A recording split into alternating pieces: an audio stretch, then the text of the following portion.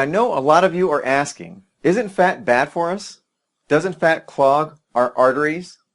It's time for you to do a little bit of homework. In my next video, I talk about the history of cholesterol guidelines in America today and how they came about.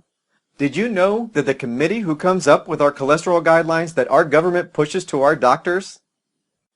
In that committee, the chairman, along with 8 out of 9 committee members, were being paid by 7 to 10 pharmaceutical companies? Yeah, if that doesn't make you mad, I don't know what will.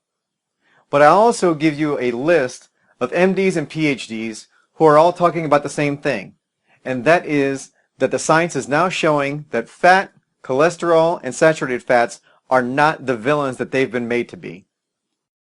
Also included is a guide by one of those doctors on what blood tests you should actually be getting, how to interpret those results, and how to work with your doctor to make sure that you're doing what you need to do in order to stay healthy. So the question remains, does fat make us fat? The answer is no. Fat does not make us fat. After seeing how leptin works, it is very clear that our bodies were designed to use fat to keep us from gaining weight. Fat cells cause a rise in leptin. This was so that the cavemen did not gain too much weight.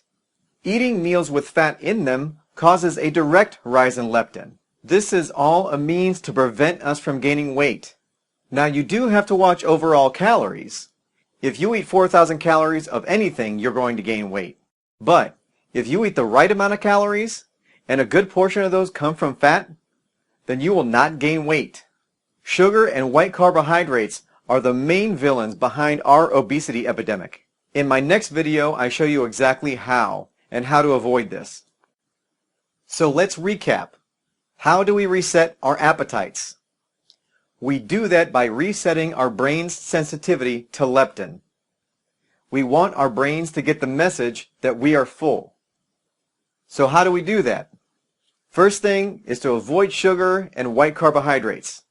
They cause leptin spikes, which causes our brain to eventually stop listening to leptin, so we never feel full. The second thing is adding fat to our meal. Fatty acids in the fat that we eat cause leptin to rise the correct amount, and so our brains will get the I'm full signal. This will make us feel full much, much longer. What kinds of fats? Avocados, cheese, nuts, butter, coconut oil, all that stuff. To ease your concerns of how this will impact your health, make sure you watch my next video where I show you how the new science is showing us that cholesterol, fat, and saturated fat are very good for us, so that you can start eating the foods that are going to help you lose weight. One thing I want to warn you about is that resetting your appetite takes time. It could take 2 to 3 weeks for your brain to become sensitive to leptin again.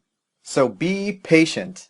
During this time, keep snacking on foods that are going to keep you full. Foods that have fat like nuts, cheese, and olives. Feel free to eat these until you are no longer hungry. In between your meals, add, a 1/4 cup of nuts or an ounce of cheese and snack so that you're not hungry.